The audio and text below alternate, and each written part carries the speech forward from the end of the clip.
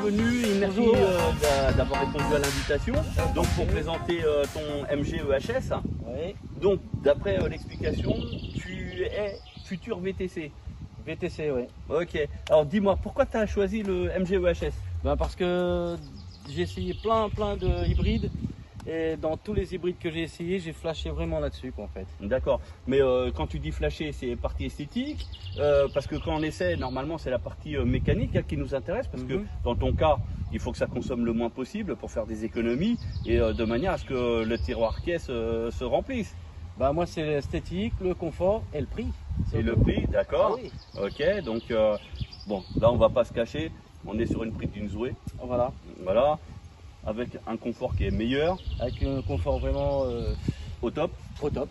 Et puis surtout avec des options Voilà. qui sont vraiment très intéressantes, Les aides à la voire conduite. même inédites sur d'autres marques.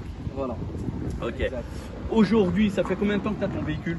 1 mois et demi. D'accord. En 1 mois et demi, par rapport à ton utilisation, est-ce que tu penses que tu as fait une bonne affaire en termes de consommation? Franchement, oui. Ouais. Oui. D'accord. Ouais. Aujourd'hui, tu as combien de kilomètres au compteur? 4000. 4000 déjà? Ouais. Ah ouais, ben 4000. 4000 km. Tu avais quoi comme voiture avant? Scénic. D'accord.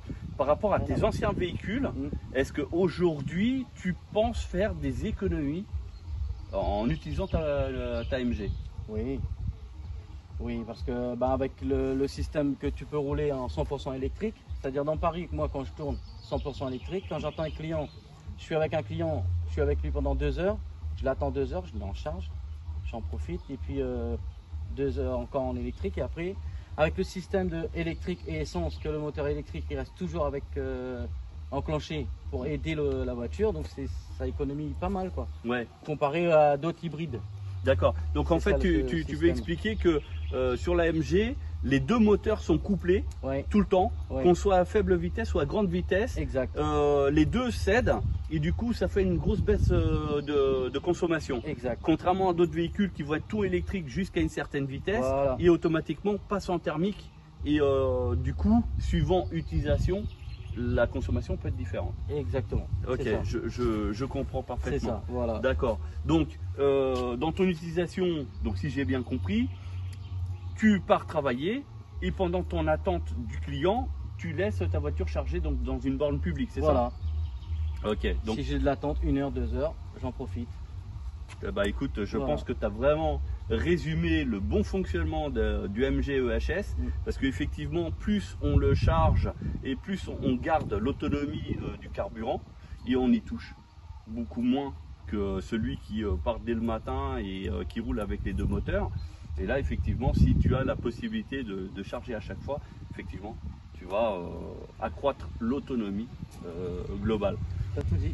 Ok. Et tes clients, du coup, ils en pensent quoi quand ils rentrent dans ta voiture? Quand ils rentrent dans ma voiture, déjà ils me disent, ils connaissent pas la marque, c'est quoi? Après ils me disent non, c'est une Mercedes. J'ai dit non, c'est pas une Mercedes, c'est une MG. Avec le confort, les sièges, enfin tout ça, le toit et tout, ils me disent ah ben c'est une Mercedes. J'ai déjà rentré dans une Mercedes, c'est la même. Je dis ben oui, mais c'est pas une Mercedes, c'est une MG. Eh ouais. Eh ouais. Bah là, de toute manière, on va montrer après les différences justement de l'intérieur, aussi de l'extérieur, comme ça les gens pourront voir plus de détails sur le Voilà. véhicule.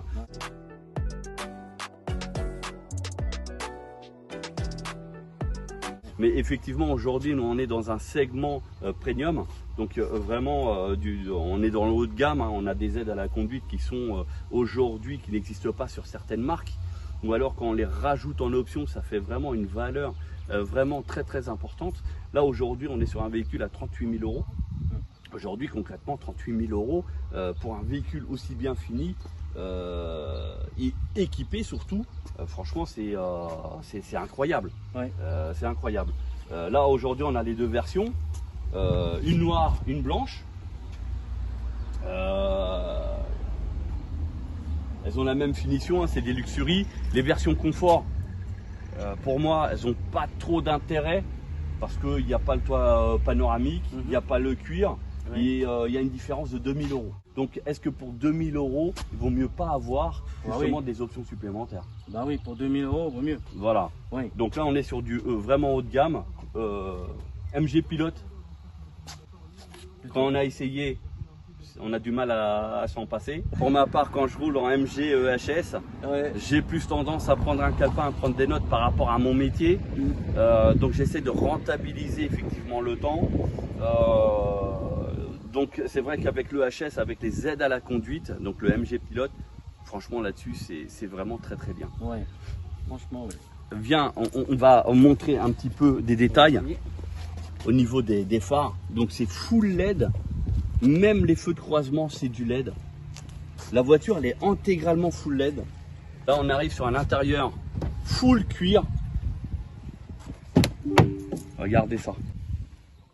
Le EHS Luxury. Donc, comme vous pouvez reconnaître les commodos et le volant, la tablette, elle est dispositionnée différemment avec un vrai levier de vitesse et des touches supplémentaires. Alors, on est sur une même finition et pourtant les sièges ne sont pas les mêmes et sur celui-ci, il y a beaucoup plus d'options, notamment la caméra 360 qui existe sur ce modèle et non sur le ZS. Au niveau des commandes d'ouverture de toit, vous voyez, c'est complètement différent, rien à voir avec le ZS. Ici, il est fermé, donc il est teinté de très bonne qualité. Donc je vais vous montrer les sièges pour que vous ayez la différence. Au niveau des sièges du Luxury sur le ZS, voici comment ils sont faits. Donc au niveau des appuis-têtes, c'est complètement différent. C'est gravé Trophy. Et ici, c'est Alcantara. Maintien des épaules. Chose qu'il n'y a pas malheureusement sur la version ZS. Au niveau de la console centrale, là vous le voyez un peu mieux. Donc ici, on a le levier de vitesse pour sélectionner donc la marche avant ou arrière, ou voire parking. Et après, vous avez les modes. Donc ici, 360 degrés pour visualiser le véhicule à 360 degrés, donc autour. Et vous avez l'ouverture du coffre électrique, chose qui n'existe pas sur le ZS.